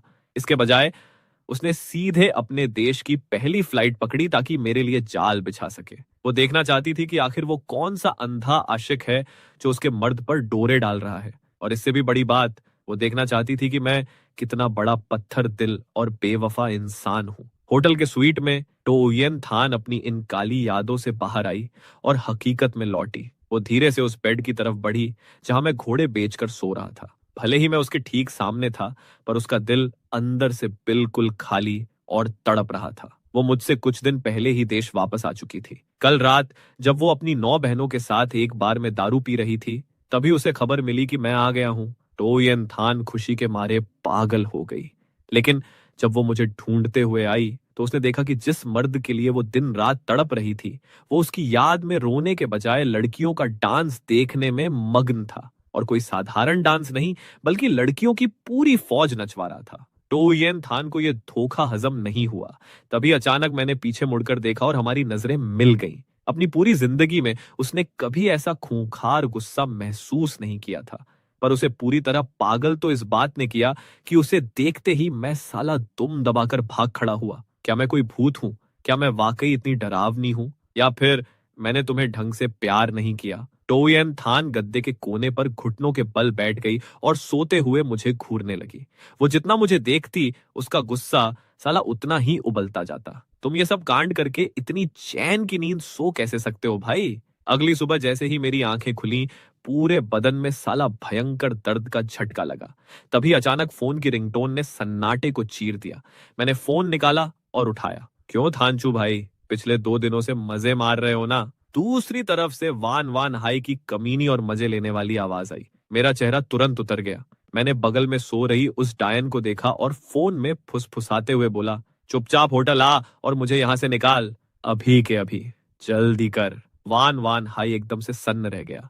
कल ही उसने तू पाकतू से शर्त लगाई थी कि टोयेन थान पक्का मेरी सन की एक्स है और पुराना प्यार फिर जागेगा। पर मेरी आवाज सुनकर उसे लगा, ये साला होस्टेज की तरह क्यों बात कर रहा है? मैं अभी आ रहा हूं। वान वान हाई ने बकवास बंद की, चाबी उठाई और सर पर दौड़ लगा दी। मैंने फोन काटा और जल्दी जल्दी कपड़े पहनने लगा, पर तभी पीछे से एक हाथ ने मेरी शर्ट दबोच ली।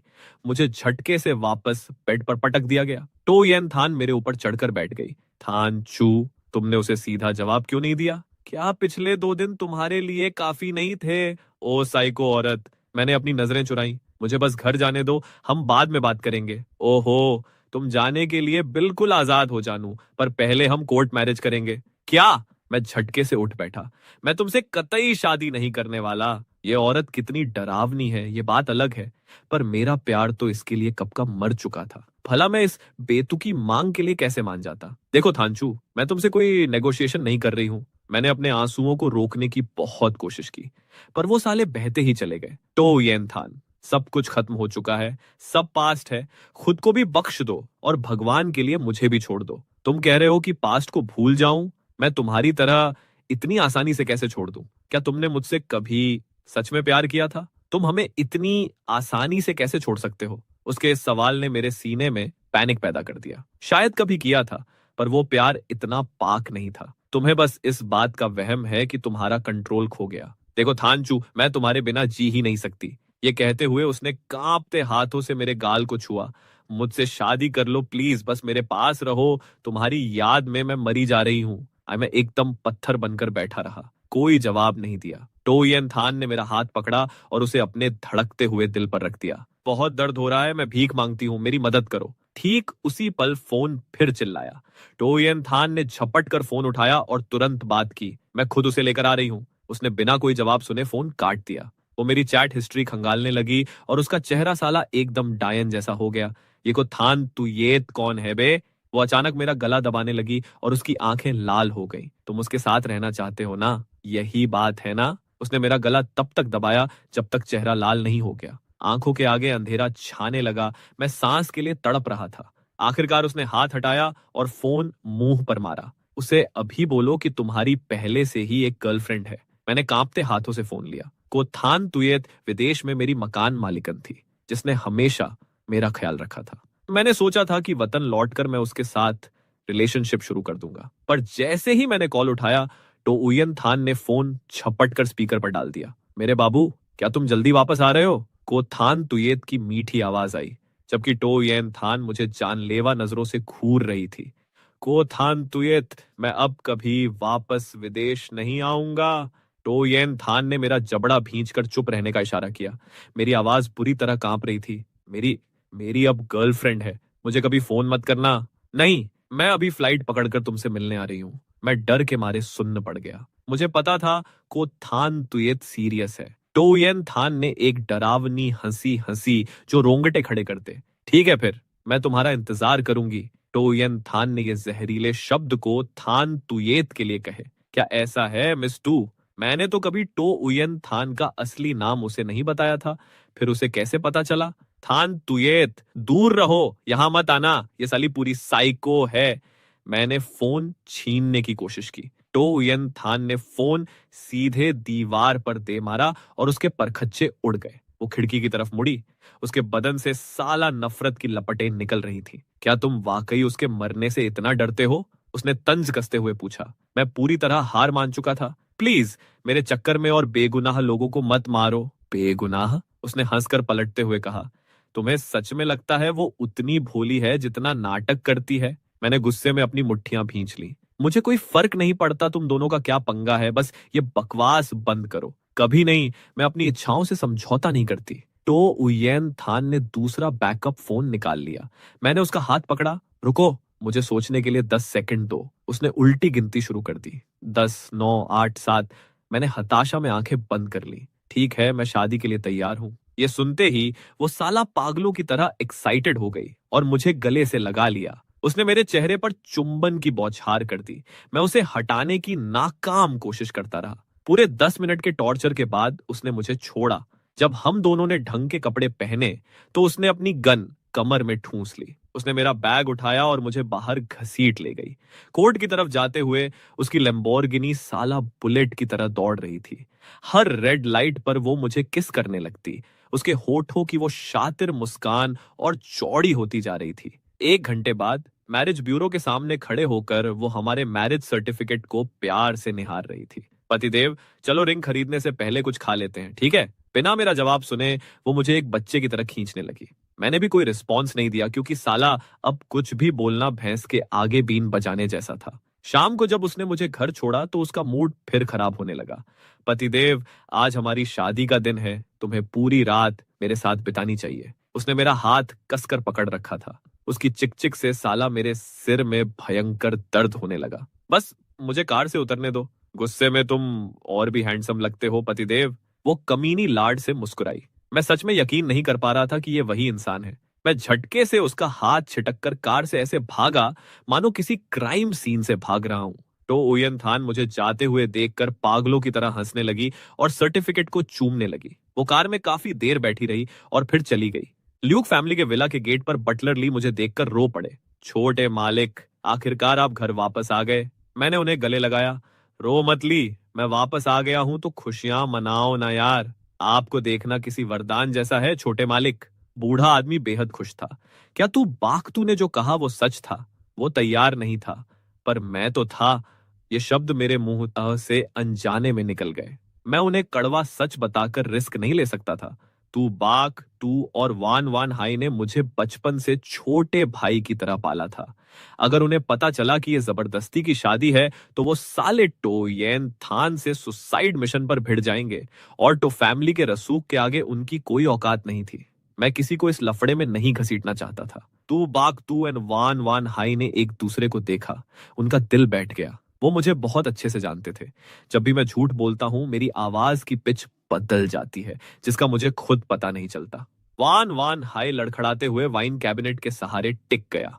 वो अपनी लाइफ में चाहे जितना कांड करे उसे वो संभाल सकता था, पर मुझे इस हाल में नहीं देख सकता था। टो यन थान साली नंबर 1 की कचरा औरत है। वान वान हाई ने कॉफी टेबल से चाकू उठाया और उसे खत्म करने के लिए भागने लगा। मैंने उसे रोका। पागल मत बन, मैं अपनी मर्जी से कर रहा हूं। सॉरी, तुम्हें डरा दिया। तू ने वाइन का ग्लास गटका और सीधे टो उयेन थान का नंबर घुमा दिया। तुम मेरी बात सुनो, ओ साइको औरत। उस समय टो की सारी बहनें इकट्ठा थीं। लाख चू ने फोन को स्पीकर पर डाल रखा था और सब हैरान थी।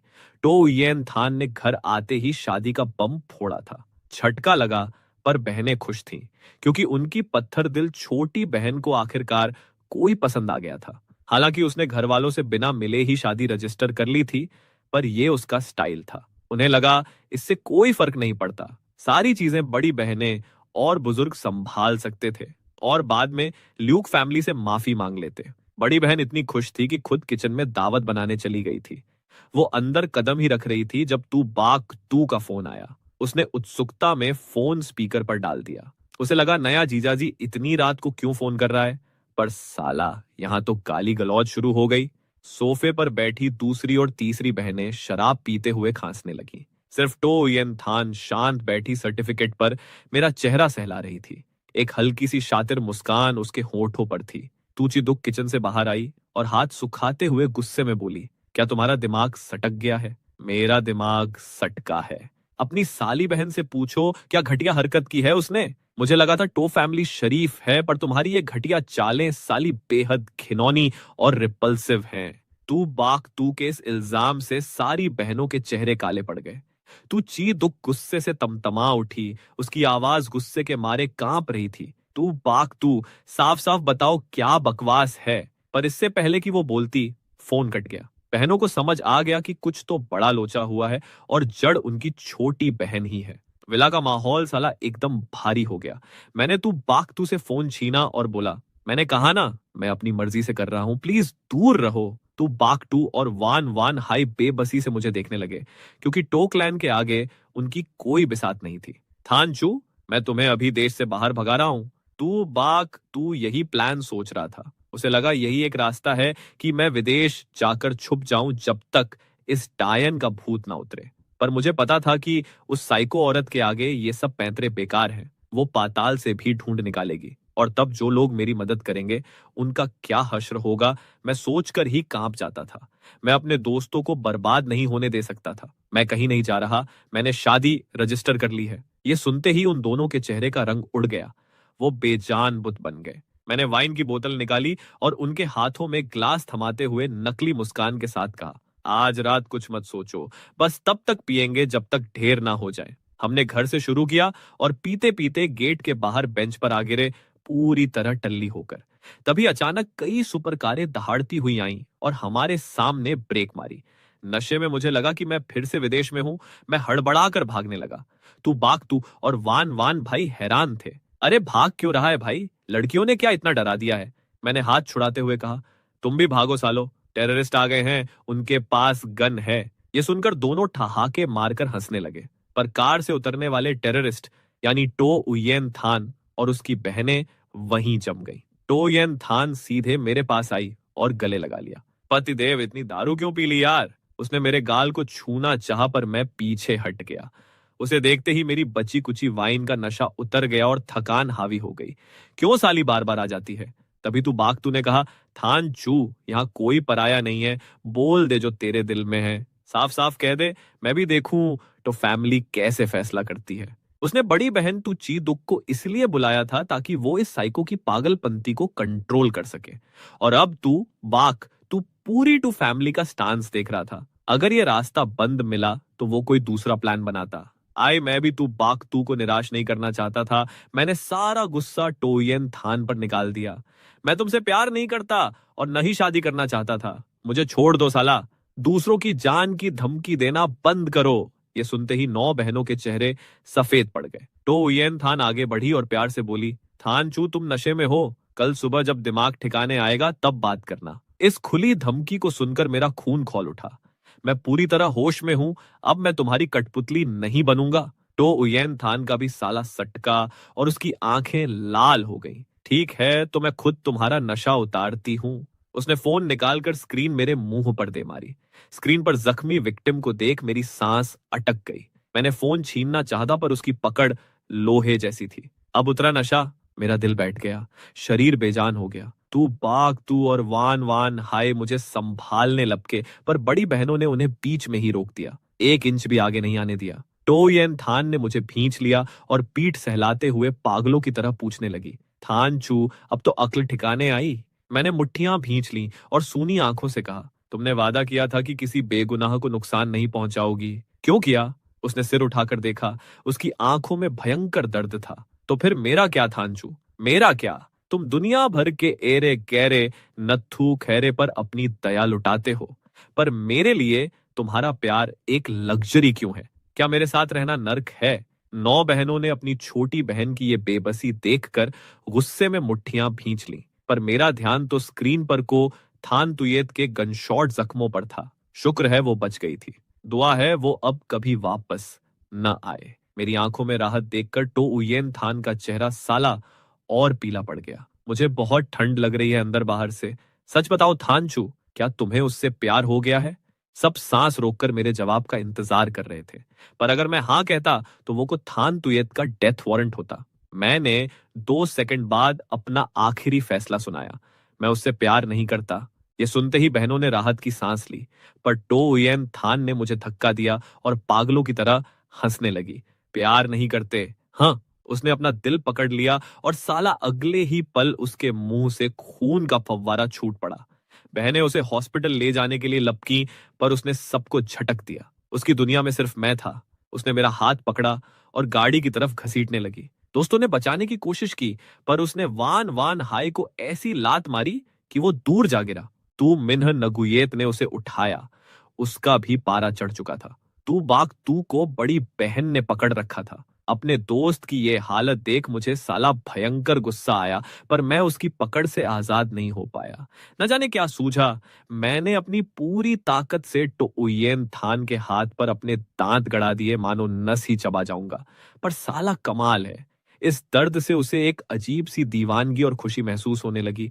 वो मुस्कुराने लगी। ये देखकर तू सहम गया और बहनें भी हैरान रह गईं। वो मुस्कुराते हुए मेरे बालों को सहलाने लगी। मुझे समझ आ गया कि पानी सिर के ऊपर जा चुका है। ये साली पूरी पागल सन की साइको औरत है। मैंने दांत हटाए तो उसने अपना खून से सना हाथ फिर मेरे मुंह के आगे कर दिया कि और काटो। मैं डर कर पीछे हटा। टोयन थान ने मुझे कार में पटका और गाड़ी भगा ले गई। मैंने कोई विरोध नहीं किया, क्योंकि कीमत मेरे अपनों को चुकानी पड़ती। मैंने आंखें बंद कर ली। गाड़ी एक सुनसान वीराने में जाकर रुकी। आंखें खोलकर मैंने बाहर का अंधेरा देखा और पूछा, अब क्या नया कांड करने का इरादा है साला? वो आराम से अपनी पट्टी बांध रही थी और बोली, खुद ही अंदाजा लगा लो पतिदेव। मैंने कार का दरवाजा खोलना चाहा, पर उस पागल ने लॉक कर रखा था। सन्नाटा छा गया। थोड़ी देर बाद मुझे नींद आने लगी, क्योंकि पिछले 2 दिनों से मेरी जो बैंड बजी थी वो मेरी बर्दाश्त के बाहर था। मैंने उसकी तरफ पीठ की और सो गया।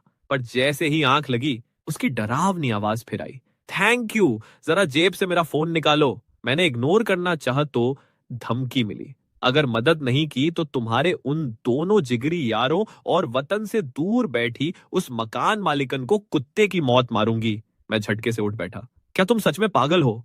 बिना धमकी दिए तुम्हारा खाना हजम नहीं होता क्या साला? वो मुस्कुराई। हाँ, मैं साइको हूं। साला ऐसा लगा मानो दीवार पर सिर मार रहा हूं। वो अचानक मेरे ऊपर पूरी तरह ढह गई और बोली, खुद ही ढूंढ लो फोन। मैं चिढ़कर उसकी जेब में हाथ डालने लगा, पर जैसे ही उंगलियां फोन से छुई, उसने मुझे नीचे दबोच लिया और इससे पहले कि मैं कुछ समझ पाता, उसने मेरे होठों को अपने होठों से लॉक कर दिया। वो किस एकदम उसकी तरह ही हिंसक और जबरदस्ती वाला था। अगले दिन दोपहर को वो मुझे एक सुनसान प्राइवेट विला में ले गई। अचानक नींद से जगाए जाने पर मेरा पारा 7वें आसमान पर था।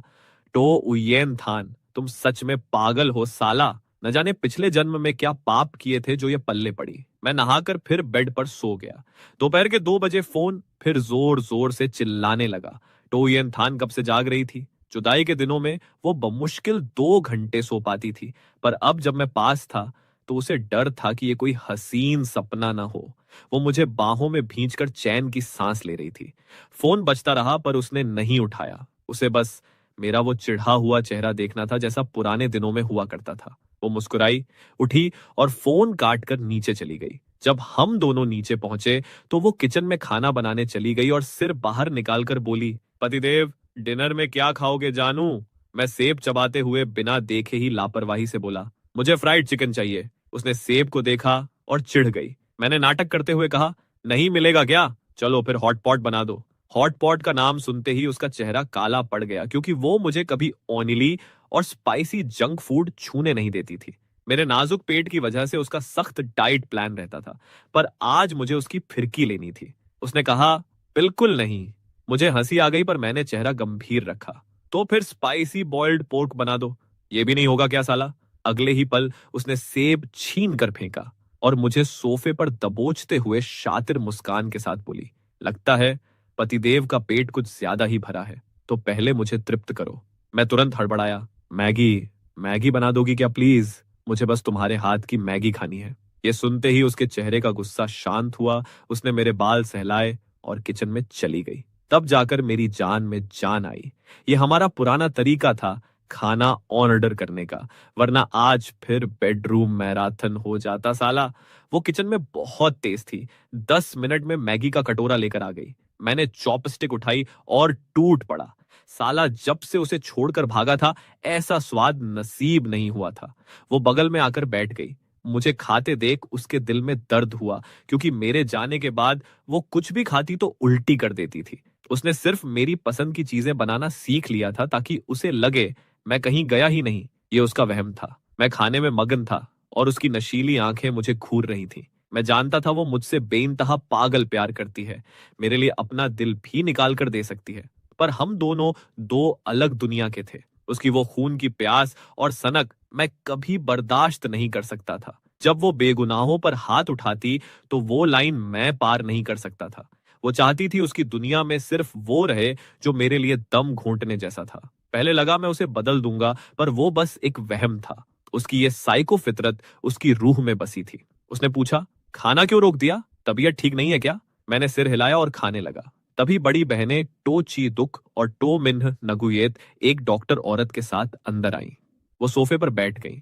मैंने टो उयेन थान से कहा, तुम अपना काम निपटाओ, मैं खा रहा हूं। पर वो हिली नहीं। इतने लोगों के सामने खाने में मुझे अजीब लग रहा था, तो मैंने टेबल के नीचे से उसे लात मारी। तब जाकर वो उठी, मेरे सिर पर हाथ फेरा और सोफे की तरफ बढ़ी। उसकी बहन ने उसे एक पॉलीग्राफ मशीन थमाई। उसने बिना कुछ पूछे उसे कलाई पर बांध लिया। वो 1 साल से इस साइकियाट्रिस्ट सेशन से गुजर रही थी। डॉक्टर ने मेरी तरफ देखा और पूछा, मिस्टो, शुरू करें? तो उयन थान ने कहा, शुरू करो। मैं मैगी खाते हुए सोचने लगा कि ये क्या नया ड्रामा है साला। क्या आपको जान लेना पसंद है? उसने कहा, हाँ। मशीन शांत रही, यानी वो सच बोल रही थी। डॉक्टर ने गहराई से पूछना शुरू किया, क्या आपने कभी अपने परिवार को जान से मारने का सोचा है? उसने कहा, हाँ। मशीन फिर भी शांत थी। माता पिता, बहनें और पति भी, सबके बारे में सोचा है? उसने कहा, बिल्कुल सही। ये सुनते ही कमरे में बैठे हर बंदे की हवा सरक गई। मेरा भी साला निवाला गले में अटक गया। ये औरत वाकई भयंकर बीमार और साइको थी, जो अपनों को मारने की सोचती थी। डॉक्टर के माथे पर पसीना आ गया। उसने सोचा नहीं था कि केस इतना बिगड़ा हुआ है। ऐसा लगा मानो उसकी इंसानियत खत्म हो चुकी है, पर उसे आगे बढ़ना था। क्या कोई ऐसा पल है जब आपका खून करने का मन नहीं करता? उसने कहा, कभी नहीं। और साला तभी झूठ पकड़ने वाली मशीन में भयंकर सायरन बज उठा। बहनों के चेहरे पर उम्मीद की किरण जागी। डॉक्टर भी एक्साइटेड हो गई कि साला ये अभी पूरी पागल नहीं हुई है। कोई तो एक पल है जब इसकी हैवानियत थम जाती है। अगर वो पल मिल जाए तो इलाज मुमकिन था। डॉक्टर ने पूछा, मिस्टो, ध्यान से सोचिए, वो कौन सा पल है जब आपकी ये सनक खत्म हो जाती है? सायरन सुनकर खुद टो येन थान भी हैरान थी, पर अगले ही पल वो शातिर तरीके से मुस्कुराई और बोली, जब भी मैं ल्यूक थान चू के साथ रोमांस और सेक्स करती हूँ। मशीन साला एकदम खामोश रही। कोई बीप नहीं। पूरे कमरे के लोग सन्न रह गए। मैं उस समय दूध पी रहा था और सुनते ही साला भयंकर कुल्ला कर दिया मुंह से। सबकी नजरें मुझ पर टिक गईं। मेरा दिल किया कि कोई गड्ढा मिले और मैं पाताल में समा जाऊं साला। मैंने टिश्यू से मुंह पाई किए पोंछा और चुपचाप ऊपर भागने लगा कि कम से कम इस बेइज्जती से तो बचूं। पर उसकी हंसी और चौड़ी हो गई। ऊपर मत जाओ, चुपचाप यहां मेरे पास आओ। बड़ी बहन तूची दुक ने अपना सिर पकड़ लिया। मुझे भागते देख टोयन थान फिर बोली, जब ल्यूक थान चू मेरे बगल में होता है तो मर्डर करने की सनक बिल्कुल खत्म हो जाती है। मशीन फिर शांत रही। तभी तीनों बहनों की आवाज आई, फैमिली में आपका स्वागत है जीजा जी। साला मेरा गेम ओवर हो चुका था। सारे रास्ते बंद थे। उसने सोफे पर बगल की जगह थपथपाई। पतिदेव, अभी के अभी यहां आओ, वरना मेरा दिमाग फिर सटक जाएगा। तू चिदुक और टो मिन्ह नगुयेत मुझे देख रही थी। मैं रेंगते हुए गया और उसके बगल में ढह गया। यह सेशन अगले 30 मिनट तक चला और मैं साला अंदर से मर गया। डॉक्टर ने कांपते हाथों से फोन निकाला और बाहर चली गई कि यह केस उसके बस का नहीं है। किसी बड़े डॉक्टर को बुलाना पड़ेगा। बड़ी बहनों के सिर में भयंकर दर्द होने लगा। वो उठी और बोली, जीजा जी, आप दोनों को आज रात मेन हाउस में आना है, समझे? मेरे यहां कहते ही वो दोनों वहां से रफू चक्कर हो गई। अब कमरे में सिर्फ मैं था और वो साली साइको डायन।